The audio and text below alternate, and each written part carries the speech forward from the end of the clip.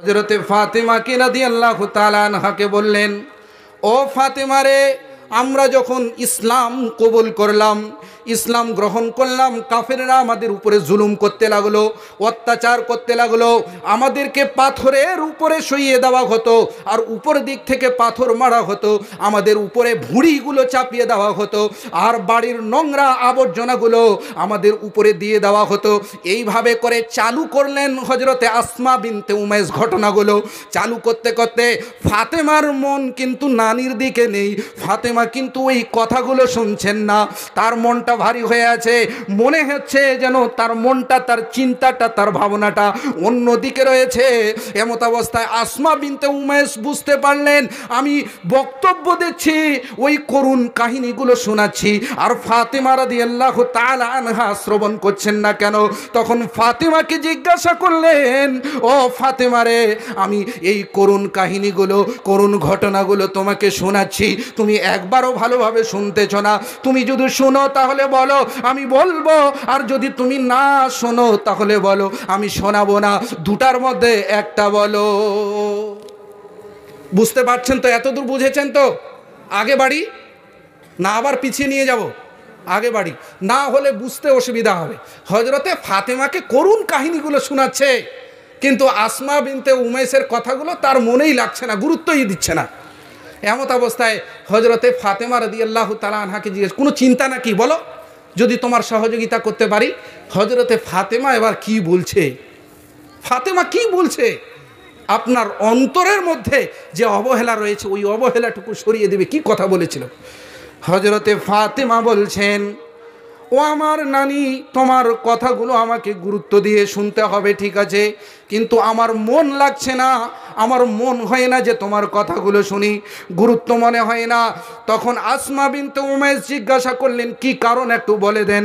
আসমা বিনতে উমাইসের এই কথা বলার কারণে হযরতে ফাতেমা রাদিয়াল্লাহু তাআলা আনহা বলতে শুরু করলেন যে আজ থেকে 6 মাস পূর্বে আমার বাবা হযরতে মুহাম্মদুর রাসূলুল্লাহ, আমরা সবাই মিলে বলবো সাল্লাল্লাহু আলাইহি ওয়াসাল্লাম, যখন মৃত্যুর নিকটে পতিত ছিলেন, হযরতে ফাতেমাকে ডাকলেন আর কানে কানে বললেন, রে ফাতেমা শোনো, আমার আহলো আয়ালদের মধ্যে, আমার পরিবারবর্গদের মধ্যে সর্বপ্রথমে কবরে আমার সঙ্গে যে মুলাকাত করবে, আমার সঙ্গে যে সাক্ষাৎ করবে, তিনি আর কেউ নন, তিনি হচ্ছেন তুমি হযরতে ফাতেমা রাদিয়াল্লাহু তাআলা আনহা।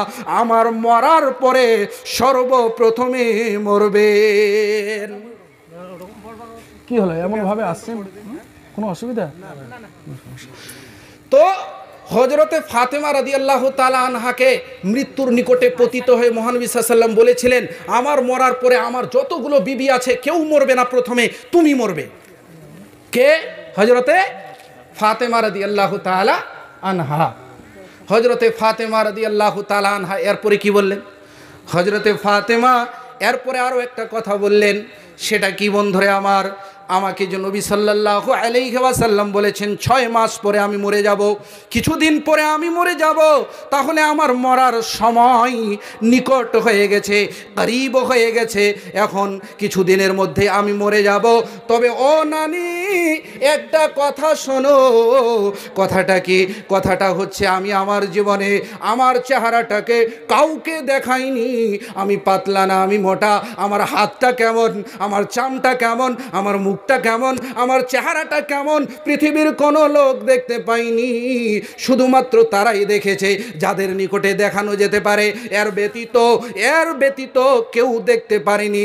আমার চিন্তা হচ্ছে, আমার চিন্তাটা, ধারণাটা, ভাবনাটা হচ্ছে এটাই যে আমার মরার পরে, আমি যখন মরে যাব, সবাই লোকেরা ছুটে আসবে, নবীর বেটি ফাতেমা মৃত্যুবরণ করে গেছেন, নবীর বেটি ফাতেমা মৃত্যুবরণ করে গেছেন, নবীর বেটি ফাতেমা মৃত্যুবরণ করে গেছেন, সবাই পাশে থেকে দেখবে, চেহারাটা মোটা না পাতলা বুঝতে পারবে।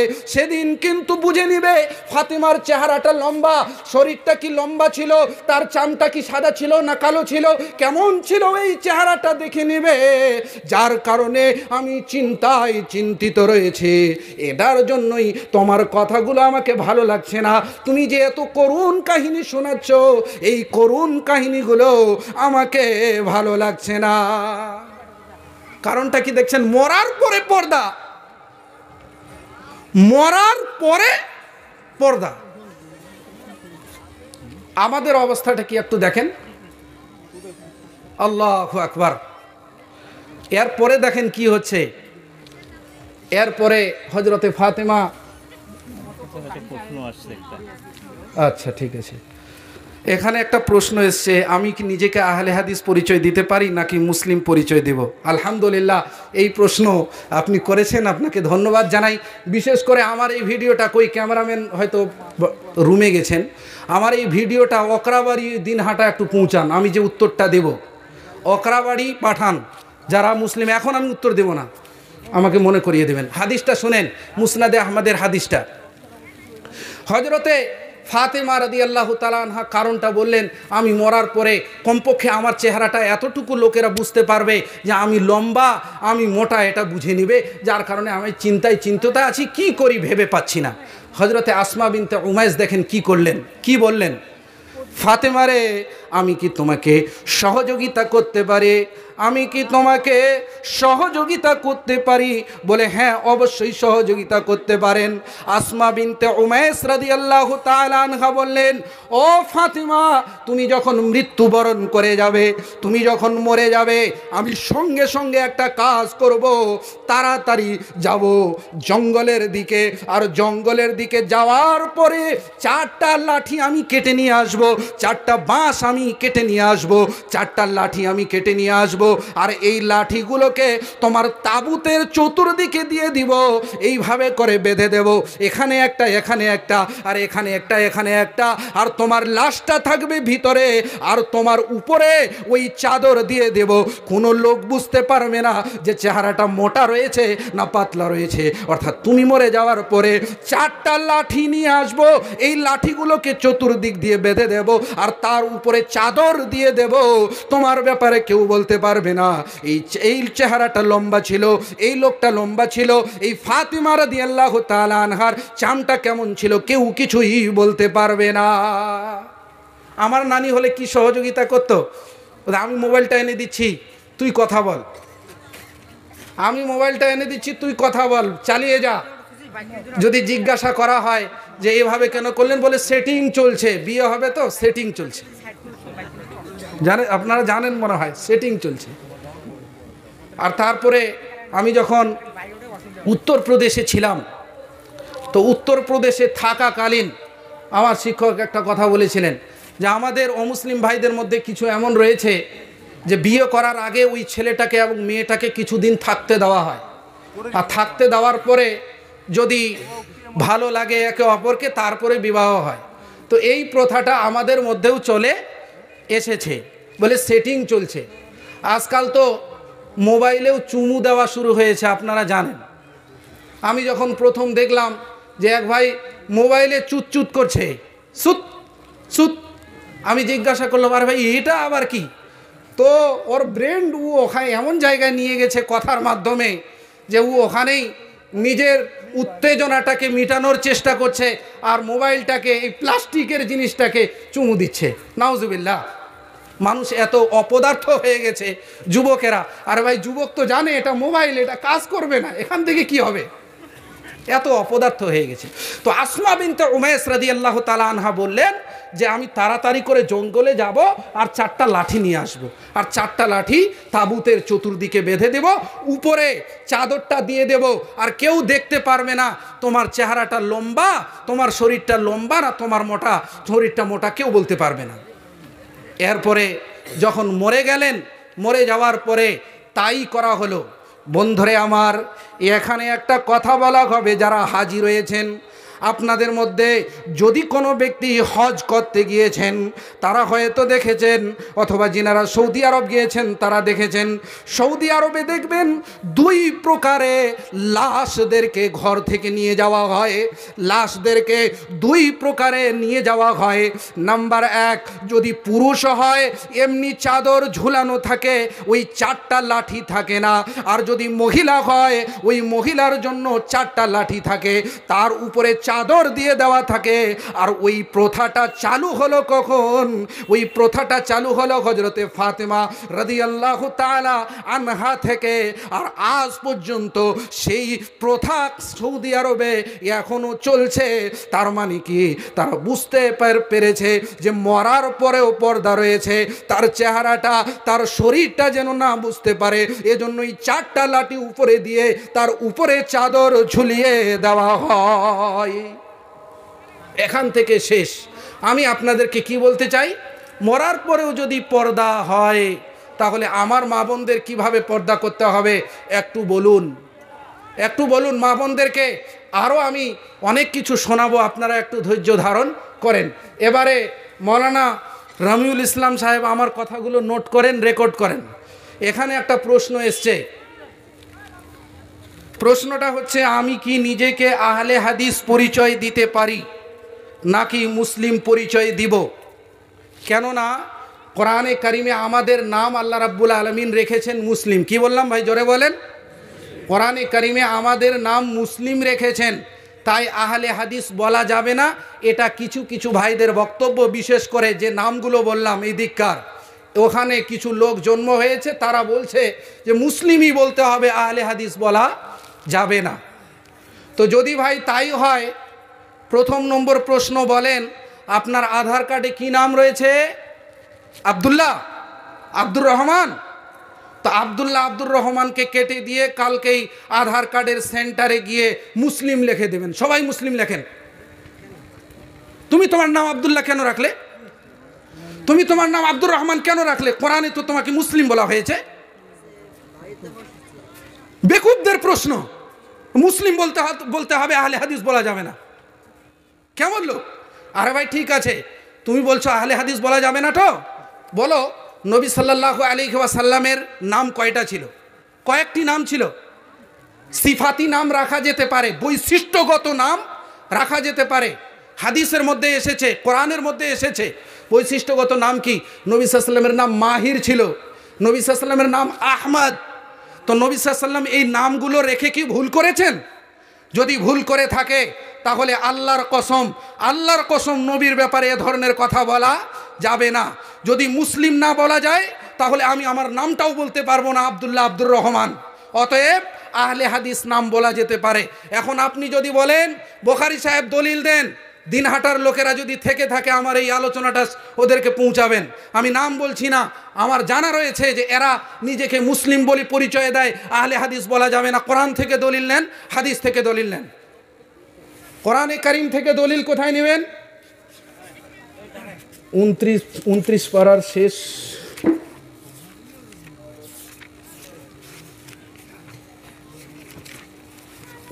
পারা উঠাবেন, শেষ সূরা আল মুরসালাত। এখানে শেষ আয়াত নিয়ে আসা হয়েছে, ফাবে আইয়ে হাদিসিম বাদাহু ইউমিনুন, ফাবে আইয়ে হাদিসিম বাদাহু ইউমিনুন।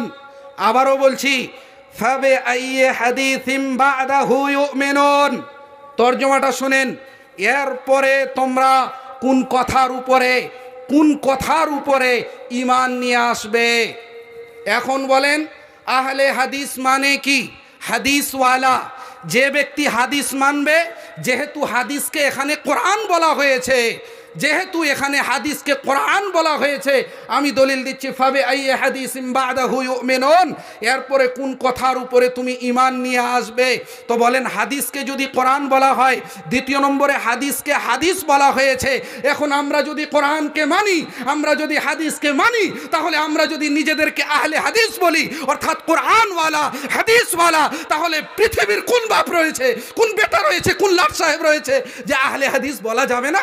আরে ভাই, আহলে আহলে হাদিস বলা যাবে, কোরআন থেকে দলিল দিচ্ছি। ফাবিআইয়ি হাদিসিন বা'দাহু ইউমিনুন, মুসলিম পরিচয় দেয়। আর একটা কিছু লোক হয়েছে সহি আকীদার লোক, বলবে যে তুমি কোন লোক? সহি আকীদার লোক। নতুন দল ওরা করেছে, সহি আকীদার লোক। দাড়ি রেখেছে ছোট আর পেনটাকে একটু উঠিয়ে রেখেছে, বলে সহি আকীদার লোক। আহলে হাদিস নাম রাখা যাবে না। কোরআন থেকে দলিল, হাদিসকে কোরআনও বলা হয়েছে আর হাদিসকে হাদিসও বলা হয়েছে। অতএব যে ব্যক্তি নিজেকে বলবে আমি আহলে হাদিস, হাদিসওয়ালা, তো হাদিসের মধ্যে যেহেতু কোরআন ঢুকানো রয়েছে, অতএব এই দুটোই চলে আসবে। যদি কেউ নিজেকে আহলে হাদিস বলে তাহলে আহলে হাদিস বলাতে কোনো সমস্যা নেই। এখন আপনি বলবেন যে নবী সাল্লাল্লাহু আলাইহি ওয়াসাল্লাম এভাবে সরাসরি কেন নামটা বলেননি? সরাসরি কেন নামটা বলেননি? আচ্ছা ভাই বলেন, আপনাদের গ্রামে একটাই চায়ের দোকান, আর ওই চায়ের দোকানে খালিস দুধ দিয়ে পানি মেশানো হয় না, মেলানো হয় না, তো বলেন দ্বিতীয় দোকান যতক্ষণ পর্যন্ত থাকবে না নতুন করে কি কোনো নাম দিতে হবে?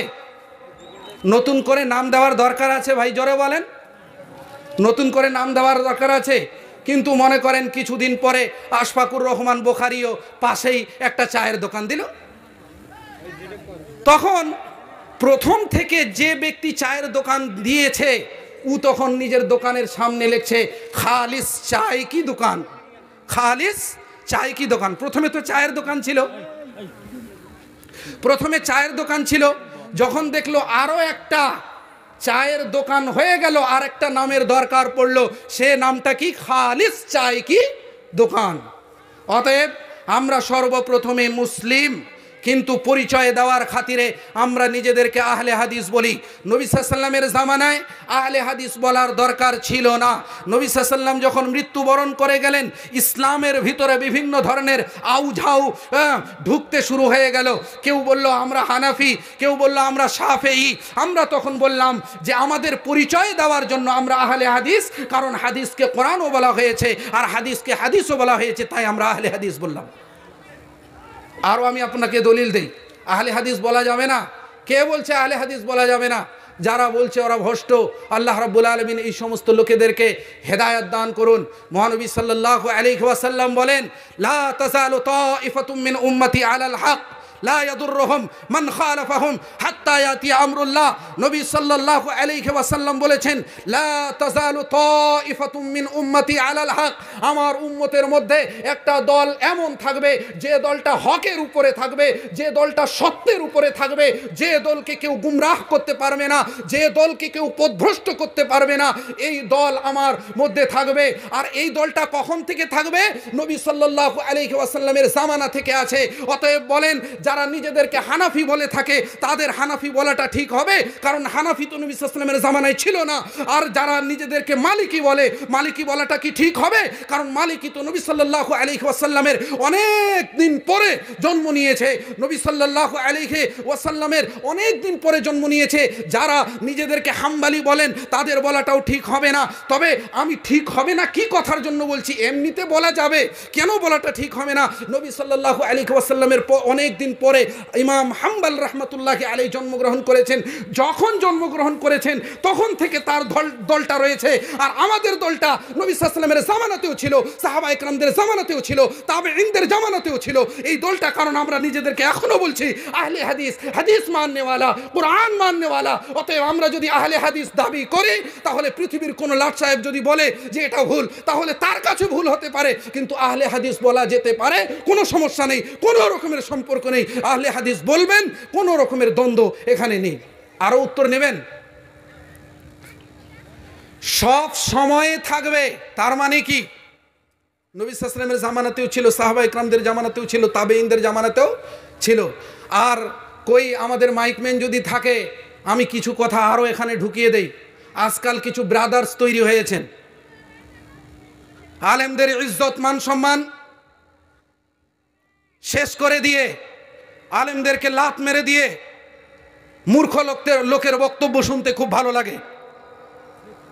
বলেন, আপনারা এখানে যিনারা বসে আছেন, আপনাদের মধ্য থেকে কোনো লোক বলতে পারে যে সাহাবায়ে কেরামরা কিভাবে শিক্ষা অর্জন করেছেন?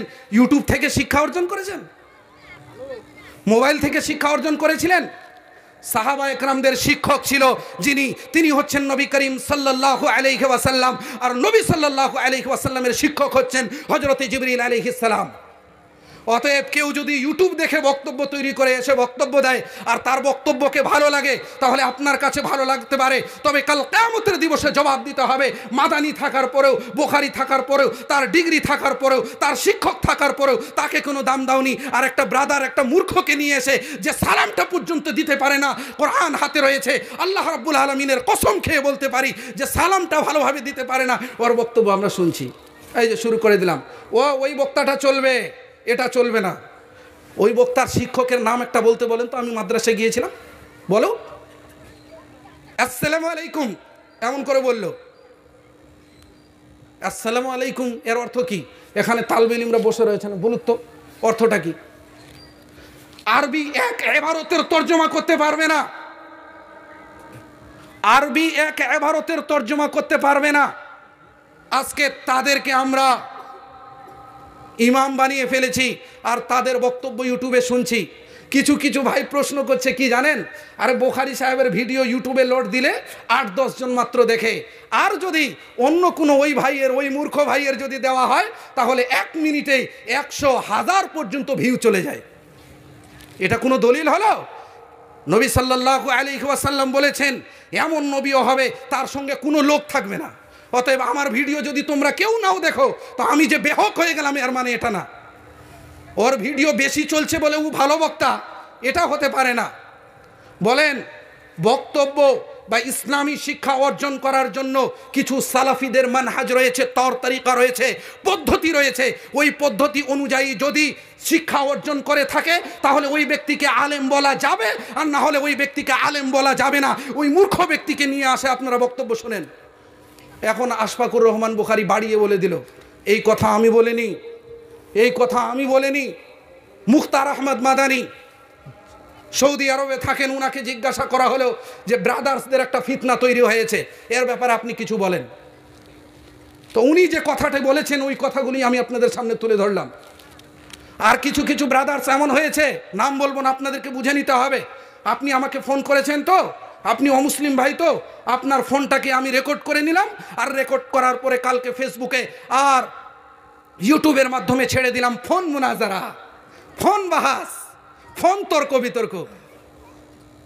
এটা কি ঠিক কাজ? তুমি যে এই কাজটা করলে এটা কি অনুমতি নিয়েছিলে ওর কাছ থেকে? আনজিলিন নাস মানাজিলাহুম, নবী সাল্লাল্লাহু আলাইহি ওয়াসাল্লাম বলেছেন লোকেদেরকে তাদের উপযুক্ত স্থানে বসাও, লোকেদেরকে তাদের উপযুক্ত স্থানে বসাও। অতএব তাদেরকে উপযুক্ত স্থানে বসাতে হবে। আর কিয়ামতের পূর্বে এভাবে হবে বলা হয়েছে। টাইট স্যুট প্যান্ট পরে এসে বক্তব্য দিলাম আর হাদিসের রেফারেন্স দিলাম, কোরআনের এত নম্বর সূরায় রয়েছে, এত নম্বর আয়াতে রয়েছে, হাদিসের এত নম্বর আয়াতে রয়েছে, আমি নাজায়েজ বলছি না। কিন্তু বলেন সাহাবীরা কি এভাবে রেফারেন্স দিয়েছিলেন? বলেন। আরে ভাই আমার না ব্রেন কম, তো আমি মুখস্থ করে তো এসে বলতে পারবো এটা হাদিস নম্বর এত, বলতে পারবো না?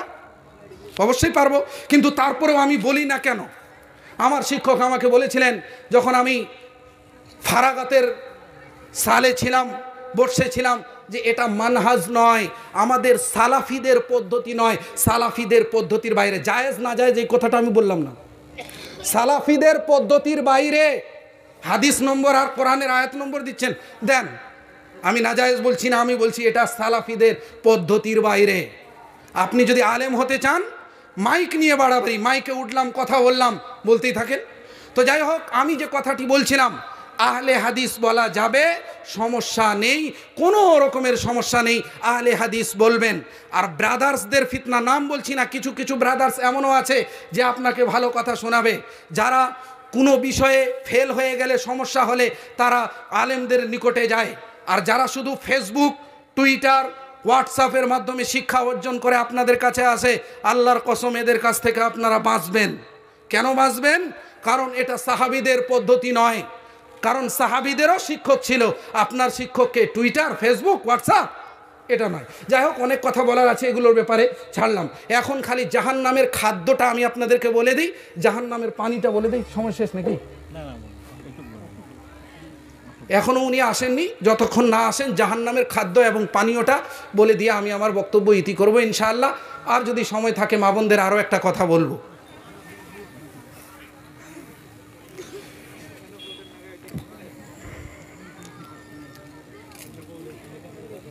বিসমিল্লাহির রহমানির রহিম। ইন্না জাহান্নামা কানাত মিরসাদা লিত্তাগীনা মাআবা লাবিথিনা ফীহা আহকাবা লা ইয়াযুকুনা ফীহা বারদাও ওয়ালা শারাবা।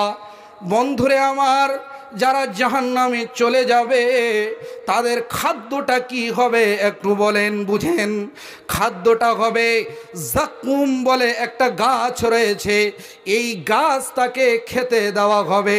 জাকুম গাছের উদাহরণটা কি কোরআনে কারীমের মধ্যে আল্লাহ রাব্বুল আলামিন ঘোষণা করেছেন, ইন্না শাজারাতাজ জাকুম তাআমুল আথিম কালমুহলি ইয়াগলি ফিল বুতুন।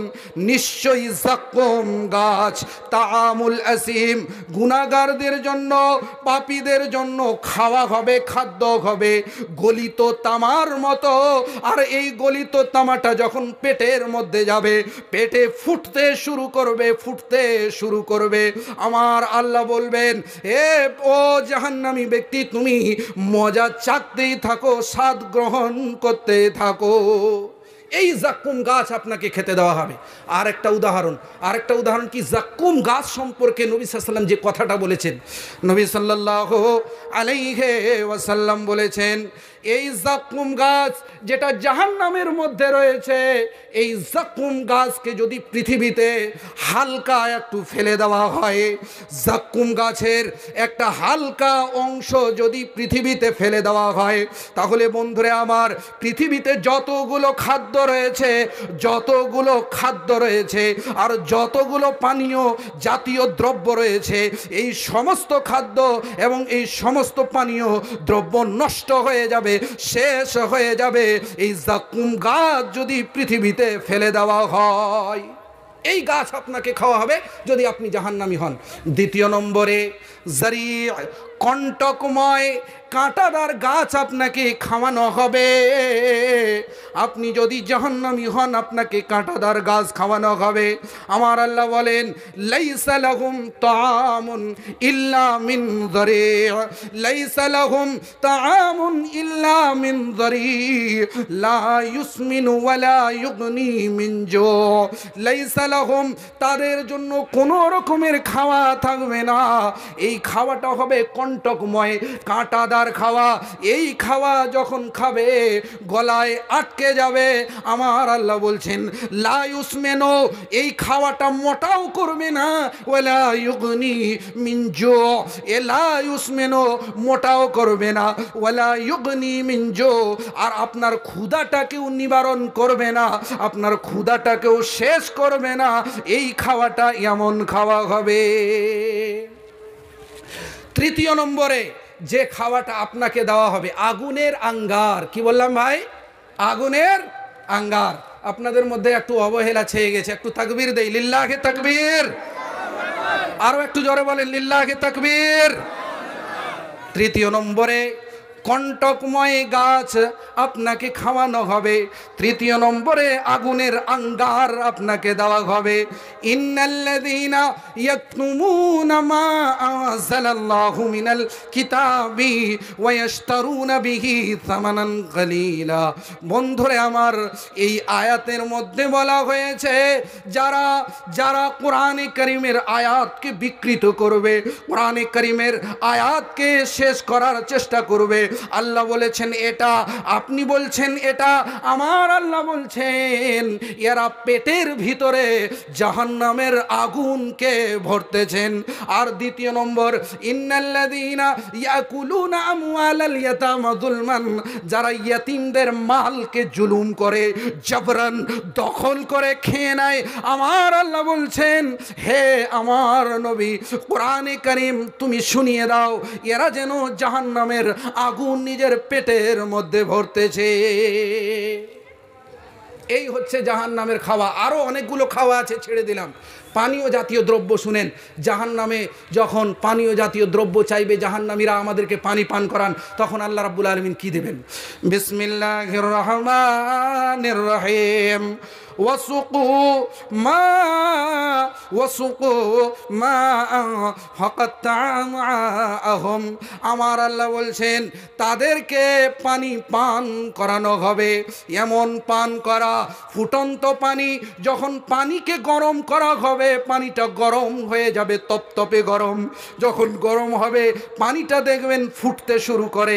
আমার আল্লাহ বলেন এই ফুটন্ত পানি ওই ব্যক্তিকে পান করানো হবে যে ব্যক্তি জাহান্নামে যাবে। আর এই ফুটন্ত পানি পান করার কারণে তার দেহ থেকে চামগুলো এবং পেটের মধ্যে যাহা কিছু আছে সমস্ত কিছু শেষ হয়ে যাবে, কোনো কিছুই থাকবে না, ঝরে পড়ে যাবে এই পানি পান করলে। দ্বিতীয় নম্বরে কোন পানীয় জাতীয় দ্রব্য আপনাকে খাওয়ানো হবে? বন্ধুরে আমার, জাহান্নামের মধ্যে জাহান্নামীদের জ্বলে জ্বলে জ্বলে যে পুঁজগুলো বের হবে, যে রক্ত বের হবে, এই পুঁজগুলো আমার আল্লাহ তাবারক ওয়া তাআলা আপনাদেরকে পান করাবেন, অর্থাৎ জাহান্নামীদেরকে পান করাবেন। পানীয় জাতীয় দ্রব্য হবে এটা।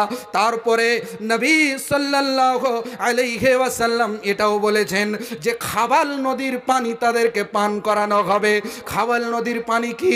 নবীজি বললেন যে ব্যক্তি একদিন মদ পান করবে 40 দিন পর্যন্ত তার নামাজ কবুল হবে না। এরপরে যদি সে তওবা করে নাই, রব্বুল আলামিন গো আমি শয়তানের ওয়াসওয়াসায় পড়ে মদ পান করেছি, তুমি আমাকে ক্ষমা করে দাও। আল্লাহ তাবারক ওয়া তাআলা কত রহমান, কত রহিম, কত দয়ালু, কত মেহেরবান। আমার আল্লাহ ক্ষমা করে দেবেন, আমার আল্লাহ তাড়াতাড়ি করে মাফ করে দেবেন। এরপরেও যদি কেউ মদ পান করে তাহলে 40 দিন পর্যন্ত নামাজ কবুল হবে না। তারপরে যদি তওবা করে আমার আল্লাহ তওবা কবুল করবেন। 2 বার হয়ে গেল, এরপরেও তৃতীয়বার যদি কেউ মদ পান করে 40 দিন পর্যন্ত নামাজ কবুল হবে না। এরপরে আল্লাহর কাছে যদি দোয়া করে আমার আল্লাহ ক্ষমা করে দেবেন। কিন্তু বন্ধুরে আমার, চতুর্থবার যদি কেউ মদ পান করে নাই, চতুর্থবার যদি কেউ মদ পান করে নাই, চতুর্থবার যদি কেউ মদ পান করে নাই, 40 দিন পরে আল্লাহর কাছে ক্ষমা চাইবে। এই ক্ষমা কিন্তু আমার আল্লাহ করবেন না। আমার আল্লাহ বলছেন নবীজি বলে দাও এই সমস্ত ব্যক্তিদেরকে খাবাল নদীর পানি পান করানো হবে। খাবাল নদী কাকে বলা হয়?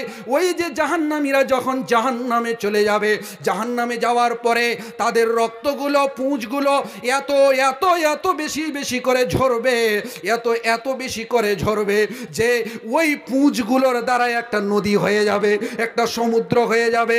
আর এই নদীর পানি, এই রক্তের পানি, এই পুঁজের পানি তাদেরকে পান করানো হবে। এই ছিল জাহান্নামের পানীয় জাতীয় দ্রব্য। আরও অনেক কিছু রয়েছে, সমস্ত কিছু ছেড়ে দিয়ে শেষে 2-1টা আযাব আমি আপনাদেরকে শোনাই। জাহান্নামের আযাবটা কেমন হবে? আচ্ছা, আপনাদের বিরক্ত লাগছে? আপনাদের মনে হচ্ছে যে তাড়াতাড়ি আসুক বক্তা? আর আল্লাহ, আপনার বক্তা তো প্রতিদিনই না শুনি।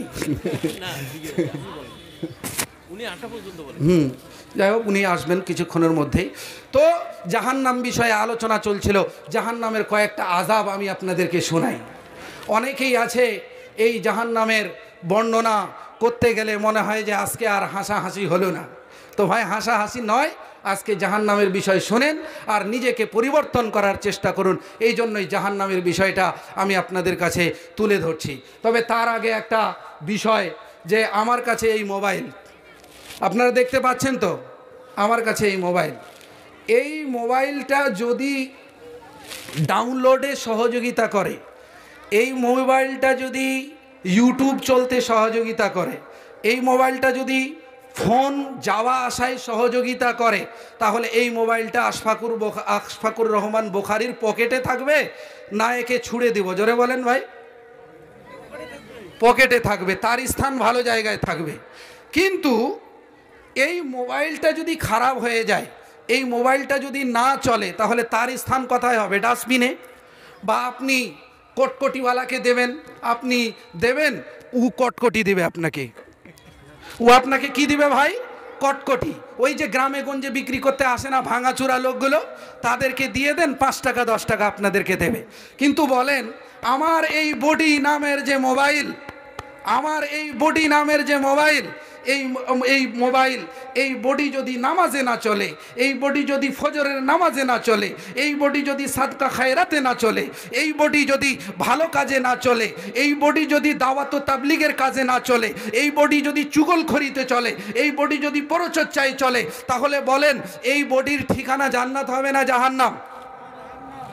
তা আমাদের অবস্থাও হয়েছে তাই, যে আমাদের এই বডি কোথাও চলছে না, যার কারণে আমাদের কাছে বিপদ। প্রথমে বিপদ আসলো এনআরসি নামে, তারপরে কিছুক্ষণ পরেই আমাদের কাছে আসলো করোনা ভাইরাস। করোনা ভাইরাস শেষ হতে না হতেই আমাদের কাছে আসলো আমফান ঝড়। আমফান ঝড়ের খবর শুনেছেন তো ভাই? আরে ভাই, আমফান ঝড়ের খবর শুনেছেন? এই আমফান ঝড় আমাদের কাছে এসেছিল। এরপরে আর কিছুদিন পরে কি আসবে আর কি না আসবে আল্লাহই ভালো জানেন। তো এই বডি যদি নামাজে না চলে, তাহলে আমাদের রাজত্বকারী এমন বানিয়ে দেবেন না যে আমাদেরকে লাত মারবে, যে আমাদেরকে ডাস্টবিনে রাখবে, যে আমাদেরকে ছুঁড়ে ফেলে দেবে। যার কারণে আজকে এই অবস্থা। আমাদেরকে লাত মারা হচ্ছে, গাজর ও মুলির মতো কাটা হচ্ছে। কারণ একটাই, যে আমফান আসার পরেও, করোনা ভাইরাস আসার পরেও আমি নিজেকে পরিবর্তন করতে পারলাম না, আমি নিজেকে পরিবর্তন করতে পারলাম না। তো জাহান্নামের কয়েকটা আযাব আমি আপনাদেরকে শোনাই। বিসমিল্লাহির রহমানির রহিম।